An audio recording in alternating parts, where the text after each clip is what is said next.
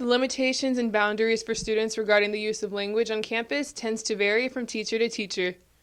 As a rule, I don't allow foul language or cursing in my classroom. Um, if it is a disruption or if it's directed at somebody, that's immediate grounds for discipline, whether it's detention or a student needs to be sent to the principal's office. But I can't allow that. If I were to maybe slightly overhear it, from a certain spot in the classroom, I also try and address that just to let people know that that's not allowed.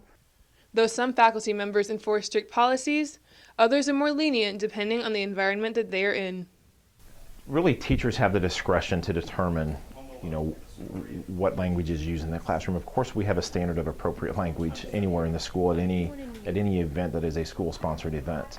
There are times that a student may say something in the classroom and it wasn't meant to be malicious. It wasn't directed at somebody. In just conversation, we are teenagers, and teenagers sometimes use language not appropriate.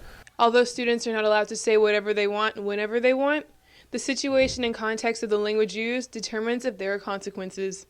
So it's okay for a teacher to redirect at that point and just say, hey, and I heard that, keep quiet, watch yourself.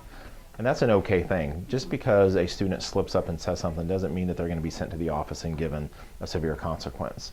Now, of course, when that language is used in a way that it's directed at another student in a derogatory way, or there's an escalation of behaviors and the language is coming out at that point, going to be dealt with totally different than it's just a casual conversation where a student messes up. So our teachers do a really good job of using common sense and discretion when determining how we move forward with that.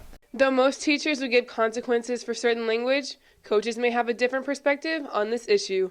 Disciplinary actions would happen immediately because profanity is not accepted at any point in time, and that's not just for students. That's for my coaching staff as well. I don't allow it. I don't think it's right.